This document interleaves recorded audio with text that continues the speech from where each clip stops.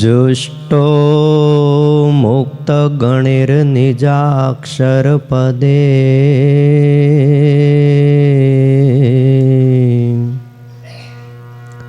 दिव्याकृति सादरम्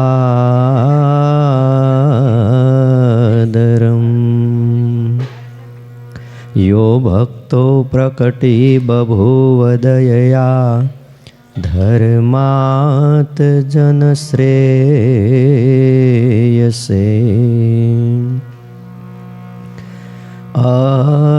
अत्रोन्मूलयितुं त्वधर्ममवितुं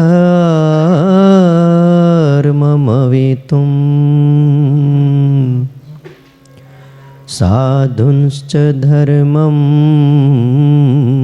शुभम् ध्यायेतं हरिमीश्वरेश्वरमहं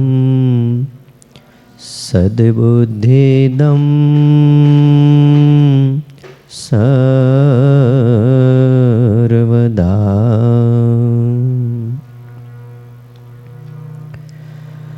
ॐ अवतारिणे श्री स्वामिनारायणाय नमो नमः। श्री हरिकृष्णाय घनश्यामाय नमो नमः। एकाकी वनवासिने कठिन तपकारिणे बालयोगी श्री नीलकंठवर्णेन्द्राय नमो नमः। परात्पराय पुण्यश्रवण कीर्तनाय श्री सहजानंद स्वामिने श्री नारायण मुनये नमो नमः। बोलो श्री स्वामिनारायण भगवाननी, हरिकृष्ण महाराजनी,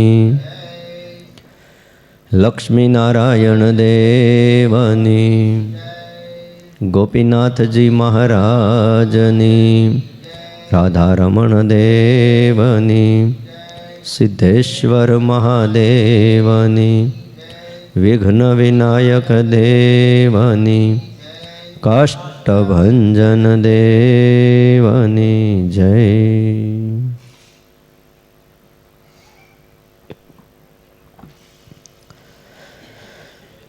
वाला भक्तजनों, सर्वाधार सर्वोपास्य कर्तुम कर्तुम समर्थ इष्टदेव भगवान श्री स्वामिनारायण, वत्सल्यमूर्ति पूज्यपाद गुरुजी અને આપ સૌ વહાલા ભક્તજનો, પવિત્ર ધનુર્માસ ચાલે છે. આજે તારીખ છે 4/1/2023 અને ગુરુવાર છે 24. આ તો તમને સારું યાદ રહ્યું. हाँ, कथा भूलाई जाए पण आ याद रही गयो. 2024 साल चाले छे એટલે હવે એ તો એક પાકું થઈ ગયું. તમને યાદ તો રહે છે, તમારે રાખવું નથી. હે, પકડાઈ ગયા.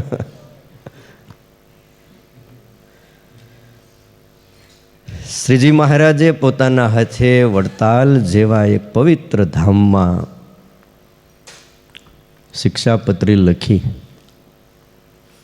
આજે પણ એ હરિમંડપ હોય કે નારાયણ મહોલ, રામપ્રતાપભાઈનો જે બંગલો, એ આપણને દર્શન આપે છે, સ્મૃતિ કરાવે છે કે અહીંયા આપણા પ્રાણ આધાર પ્રભુએ બિરાજમાન થઈ અને હાથમાં કલમ ઉપાડી હતી આપણા જેવા અનેક આત્માઓના આત્યંતિક કલ્યાણ માટે.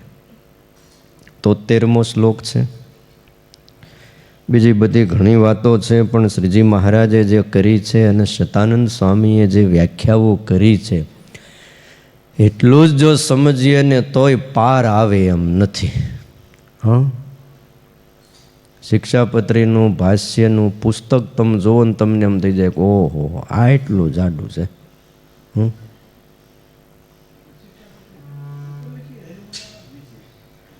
શિક્ષાપત્રી લખી નારાયણ મહોલમાં, ઉપર કે નીચે ક્યાંય ને નારાયણ મહોલ જે રામ પ્રતાપભાઈ બંગલો છે ત્યાં લખી. પછી પ્રકાશન હરિમંડપમાંથી થયું.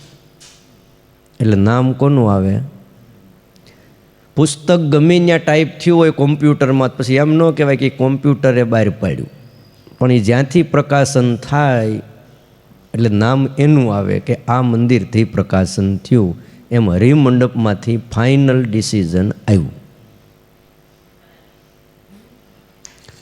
મહારાજે એ તૈયાર કર્યા પછી મોટા મોટા 4 સદગુરુઓને 4 થી 5 સદગુરુને બોલાવ્યા અને કીધું લ્યો અમારી લખેલી શિક્ષાપત્રી, સવારથી સાંજ સુધીનો સમય તમને આપી, અને આમાંથી એક અક્ષરની કોઈ ભૂલ કાઢી દે તો આજ બપોરે અમારે એને અમારા થાળની પ્રસાદી આપવી છે.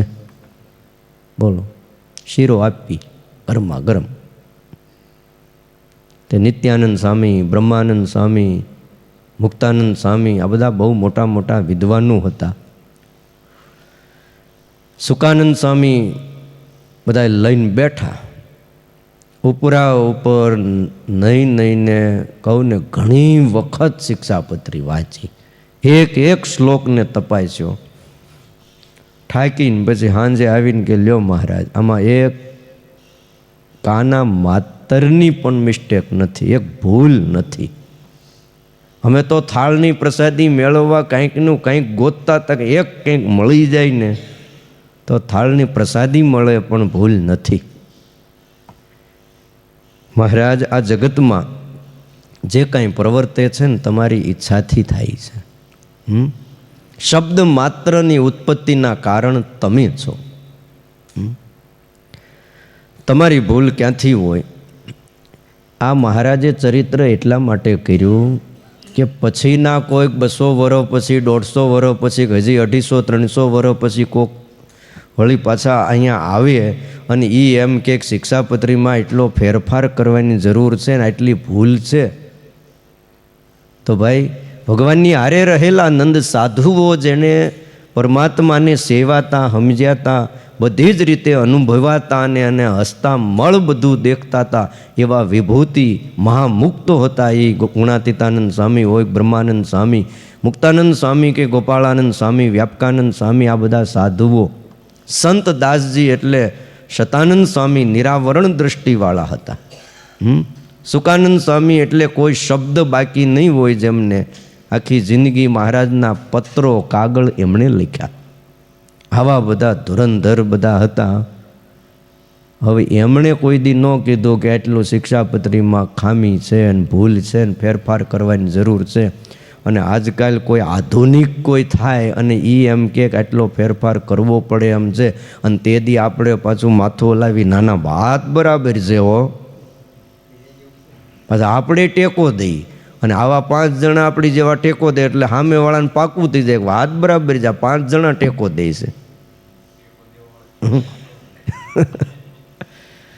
એટલે શ્રીજી મહારાજ લખે છે 73મો શ્લોક છે, અપી ભૂરી ફલમ કર્મ ધર્માપેતમ ભવેદ યદિ આચર્યમ તર્હિ તન્નૈવ ધર્મ સર્વાર્થ દોસ્તી હિ. મારા આશ્રિત હોય એમણે ઘણું ફળ જેની અંદર છે એવું જે કર્મ, પણ ધર્મ રહિત હોય તો એ કર્મનું આચરણ કરવું નહીં.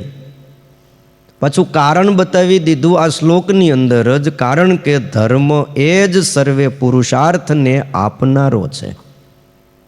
માટે કોઈ ફળના લોભે કરીને પણ ધર્મનો ત્યાગ કરવો નહીં.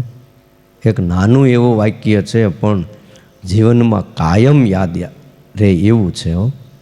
ફળના લોભે ધર્મનો ત્યાગ ન કરવો. સતાનંદ સ્વામી સમજાવે છે કે મોટા ફળના પ્રલોભનથી ધર્મનો ત્યાગ ન કરવો, કારણ કે આ લોકમાં અને પરલોકમાં ધર્મ છે એ જ પ્રાણીઓનો સાચો મિત્ર છે. મિત્ર પળે પળે કામ લાગે, તો આલોક અને પરલોકમાં આપણી હારે આવે એવો મિત્ર કયો? ધર્મ છે. ધર્મ વિના ઉપાસના માર્ગની પુષ્ટિ થતી નથી. કોઈ ગમે એટલી ઉપાસનાની વાતો કરે, સર્વોપરીપણાની વાતો કરે, પણ જો એના જીવનમાં ધર્મ ન હોય તો એ ઉપાસનાની વાતો ખાલી બીજાને આંજવા પૂરતી છે કે અમે આવું સમજીએ છીએ, તમે કોઈ આવું સમજતા નથી. એટલે લખે છે કે ધર્મ વિના કોઈ દિવસ પુષ્ટિ થાય નહીં. ધર્મ છે ને એ આમ કહેવાય ને પાળો છે કે કાંઠો છે. નદી હોય, નદીનું અસ્તિત્વ ત્યાં સુધી છે, બે બાજુ એને કાંઠા છે. પણ નદીને જે દી એમ થઈ જાય કે આ કાંઠા નડ કરે છે, તાપીને જે દી એમ થઈ ગયું કે આ કાંઠા નડે છે, તે દી સમજી લેજો કાંઠા હટી ગયા એટલે તાપીનું અસ્તિત્વ પણ ગયું. બોલો, સુરત બધું પાણી હમાવી લે, પછી ગોતવા જાઓ તો મળે નહીં. એટલે કાંઠા બહુ જરૂરી છે, એમ ધર્મ બહુ જરૂરી છે. એના વિના મોક્ષની સિદ્ધિ નથી થતી. કારણ મોક્ષની સિદ્ધિમાં ધર્મ એ પહેલું પગથિયું છે. કોઈ પણ વ્યક્તિને ઉપર ચડવું હોય તો પહેલા પગથિયે પગ મુકાય. હા, આપણે પહેલા પગથિયે ઊભું નથી રહી જવાનું. આપણું અંતિમ લક્ષ્ય, મંજિલ, ગોલ પરમાત્માની મૂર્તિમાં તદાકાર થવું અને મૂર્તિમાં જોડાઈ જવું, મહિમાએ સહિત ઉત્તમ નિર્વિકલ્પ નિશ્ચયની સાથે. પણ ત્યાં પહોંચવા માટે એ અંતિમ ચરણ છે. પણ પહેલું ચરણ કયું છે? ધર્મ છે. ધર્મથી જ બધું શોભે છે. ધર્મ વિના શોભતું નથી. લક્ષ્મણજી ફૂલ લેવા વનમાં ગયા, ફૂલ લઈને આવ્યા, ફળ લઈને આવ્યા. રામ અને સીતા બે બેઠા હતા. એક ઓટા ઉપર, વૃક્ષની ફરતો ઓટો હતો, એના ઉપર બેઠા હતા. સામે પર્ણકુટી હતી પંચવટીમાં. સીતા અને રામને સંવાદ થયો. સીતાજી કે મારા ચરણ સુંદર છે, અને ભગવાન રામ કે નહીં, મારા ચરણ સુંદર છે, તારા કરતાં મારા ચરણ સુંદર છે. સીતાજી કે નહીં, તમારા કરતાં તો મારા પગ સુંદર છે. ક્યારેક ક્યારેક આવું થાય. લક્ષ્મણજી આવ્યા એટલે ભગવાન રામે કીધું, લખન, ફળ ફૂલની ટોપલી એક બાજુ મૂક, અહીંયા આય. આ અમારે મીઠો ઝઘડો થયો છે, સમાધાન ત્રીજો કરાવે તો જ થાય. હવે તું કે મારા ચરણ સુંદર છે કે સીતાજીના ચરણ સુંદર છે? લક્ષ્મણજી મૂંઝાણા. રામના ચરણ સુંદર કે તો મા સીતાના ચરણ એનું મહત્વ ઘટે, અને મા સીતાના ચરણનું મહત્વ વધારે તો રામના ચરણનું મહાત્મ્ય ઘટે. એટલે લક્ષ્મણજીએ કીધું, હાથ લાંબો કર્યો, રામના ચરણ સામે આંગળી ચીંધી અને બોલ્યા. થોડુંક બોલવામાં છે ને, થોડુંક રસ્વ, દીર્ઘ ને પ્લુત ત્રણ આવે. તમને ખ્યાલ છે? આમ ધીમું બોલી એ રસ્વ કહેવાય, પછી એનાથી થોડુંક ઉચ્ચારણ થોડુંક આમ વધારે કરી એટલે દીર્ઘ થાય, અને એનાથી વધારે કરી તો પ્લુત કહેવાય. પ્લુત પહેલાં વાડિયું બોલાવતા, આ પ્લુત કહેવાય, ઓલા શેઠે સંભળાય. એટલે લક્ષ્મણજીએ ભગવાન રામના ચરણની સામે આંગળી ચીંધીને એવું કીધું, આ ચરણથી, હું બોલ્યા, આ ચરણથી આ ચરણ સુંદર છે. લો, અને પછી પાછું કે ભગવાન કે શું કહેશો લખન? હું એમ કહું છું આચરણથી આ ચરણ સુંદર છે. બોલો, સીતાના ચરણ સુંદર છે એની કોઈ ના નહીં, પણ રામના ચરણને લઈને સીતાનું મહત્વ છે. પણ કેવલ સીતાનું એકલા કોઈ જુદા પડે તો એનું કોઈ મહત્વ નથી. બીજી વાત રહી કે આચરણ દ્વારા આ ચરણ સુંદર છે. જો આચરણ જીવનમાં ન હોય તો ચરણ સુંદર નથી. અને ભગવાન રામનું જે આચરણ છે, એમની જે મર્યાદા છે, એને કોઈ ન આંબે.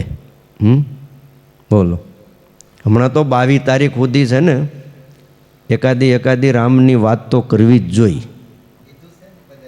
હા, તો કેટલા વર્ષ પછી, જોકે મંદિરની કામગીરી તો પૂર્ણ થવી બહુ કઠણ છે, કારણ કે મંદિર એટલું વિશાળ છે અને સમય બહુ થોડો છે. પણ પ્રભુ રામ બિરાજી જાય પછીનું કામ ભલે ચાલ્યા કરતું. કારણ કે પહેલાં કરી લેવું જરૂરી છે. 2024 પછી હું થાય એ નક્કી નહીં.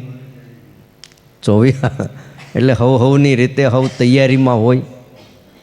જે થતું હોય, સારું થતું હોય. આપણું નાનું મગજ કે મોટું મગજ એકાદું બંધ હોય ને કામ ન કરતું હોય ને આપણે વિચારીએ એની કરતાં જે થાય છે એ ભગવાન રામની મરજી છે એમ માનીને આપણે શું કરવું? આનંદમાં રહેવું. હા, શ્રીજી મહારાજે એવું જ કર્યું હતું ને.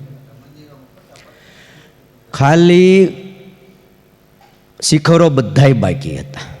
શ્રીજી મહારાજે જે મૂર્તિઓ પધરાવી ને એમાં કામ બધા છોવરાવાના, એટલે ઘસાઈનું પોલીસના કામ બાકી, નકશીના કામ અમુક બાકી હતા. અને મંદિરો તૈયાર કરી, કોઠલા કરીને મૂર્તિઓ પધરાવી દીધી.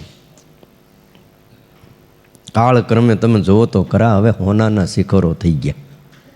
કયો હજી આગળ ઉપર કેવા થશે એ તો આપણે શું કલ્પના કરી શકીએ. એટલે વાત એ હતી કે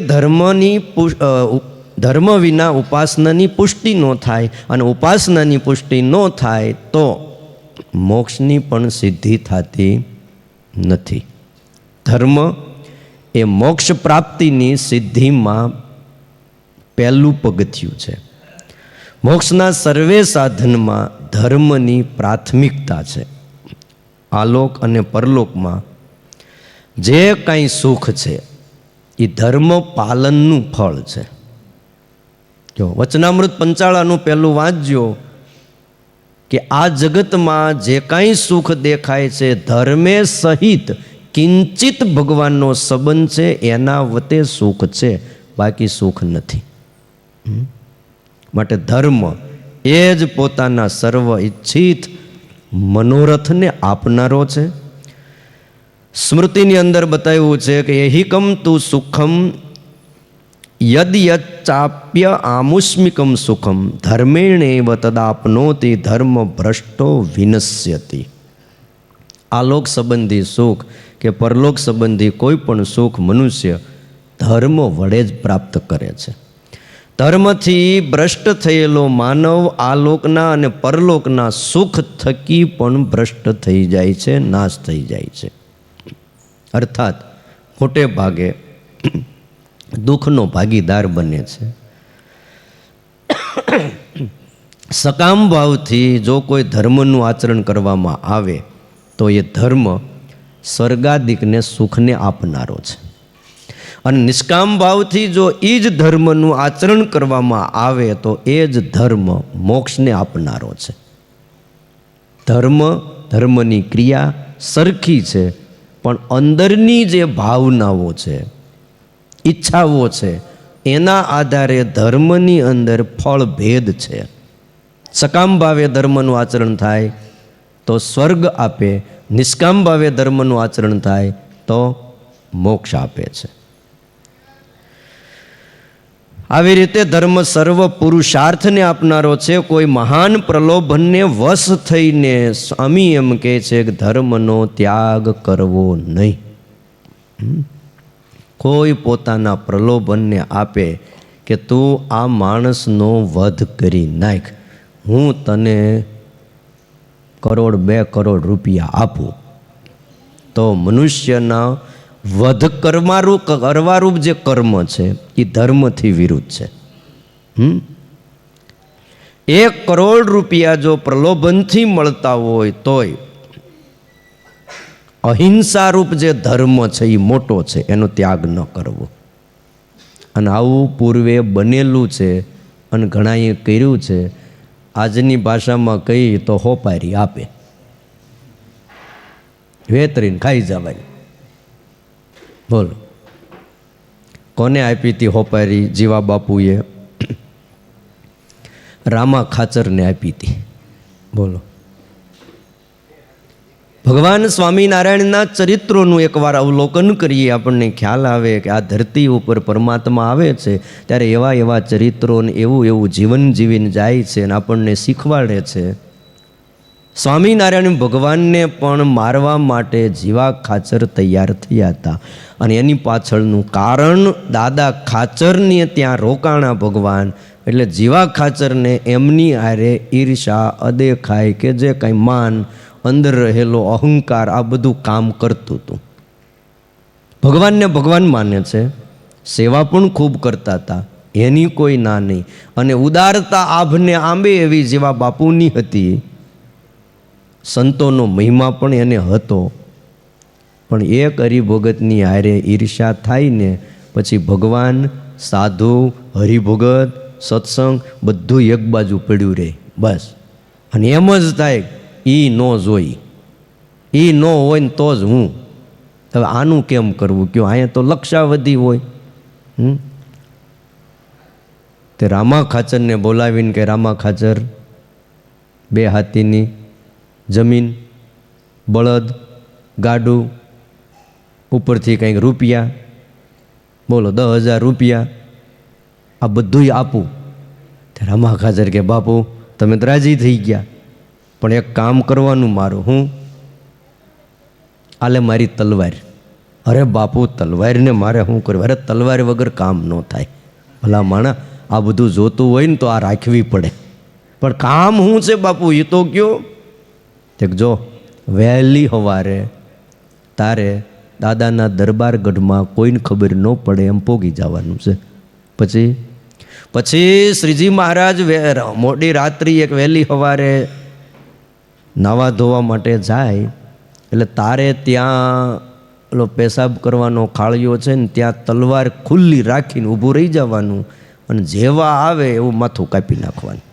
લ્યો ભગવાનને ભગવાન જાણે તોય જીવને આવા મનસુબા થાય. હવે એમ જો આ જગતના જીવ પરમાત્માને કંઈ કરી શકતા હોય તો આ જગત હાલે કેવી રીતે કયો? તો આવા ઘણા હોય, બેઠા બેઠા ઘણા સંકલ્પો કરે જ છે ને. અરે એ ભગવાનની તો ક્યાં વાત કરીએ, પણ પરમાત્માની જેના ઉપર દ્રષ્ટિ હોય છે એનો પણ કોઈ વાકો વાળ નથી કરી શકતા. આ દુનિયામાં ઘણાય મારવા મથે છે પણ કાંઈ થાય છે કયો? આ દુનિયામાં નકર હાવ ખુલ્લે આમ જતા હોય લોકો, પણ નથી થતું. એ એનો સંકલ્પ હોય ત્યાં લગી કોઈથી કાંઈ ન થાય. ગમે એમ દુનિયા ઉથલ પાથલ થઈ જાય. રામા ખાચર તલવાર લઈ અને ત્યાં ઊભા રહી ગયા.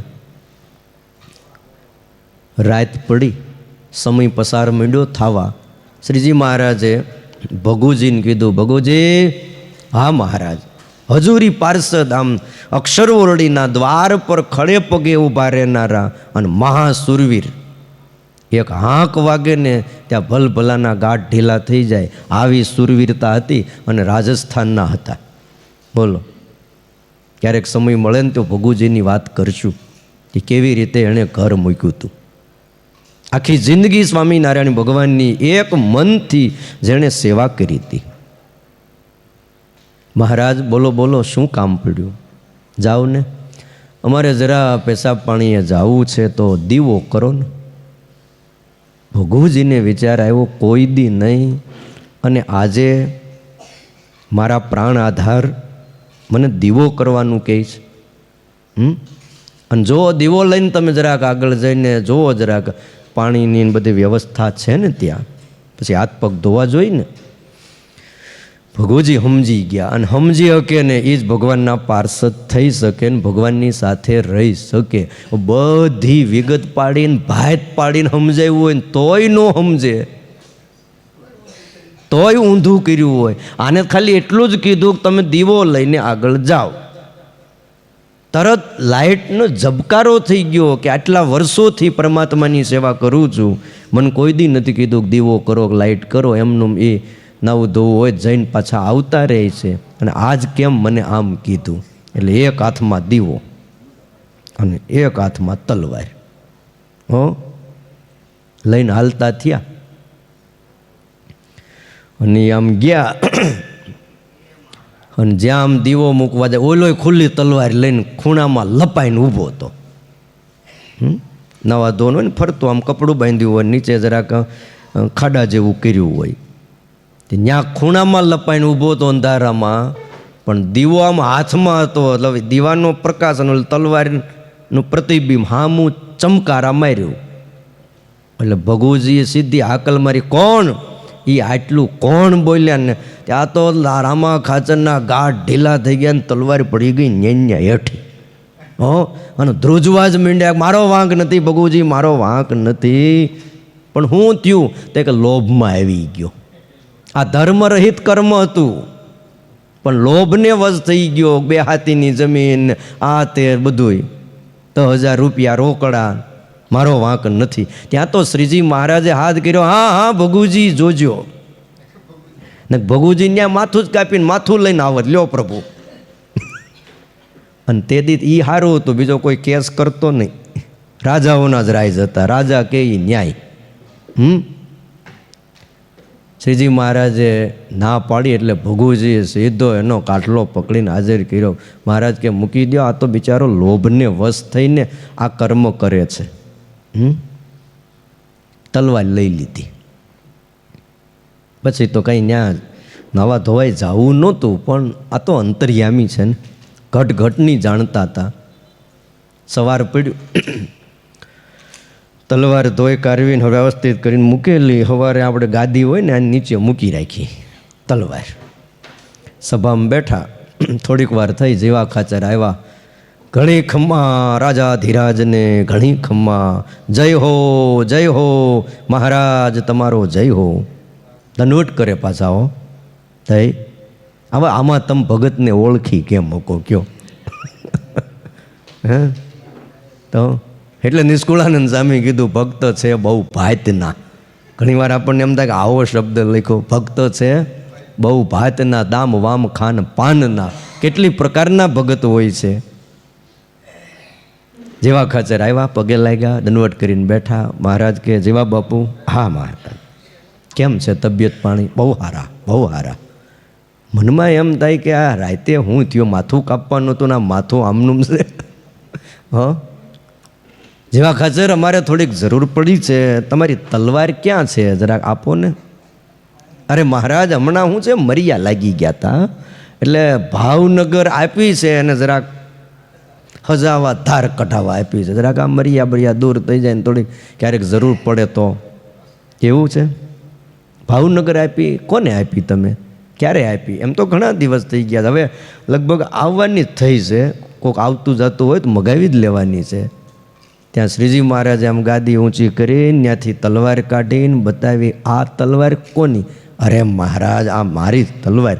પણ આ આપવાની હતી બાજુના ગઢમાં, અહીંયા દાદા ખાચરની ત્યાં કોણ આપી ગયું કે? હવે તમે જુઓ તો ખરા. નથી જાણતા તલવાર મેં કોને આપી હતી? મારવા આપી હતી. પણ એક બટન ખોટું દ્યો એટલે બધા જ બટન ખોટા દેવાઈ જાય.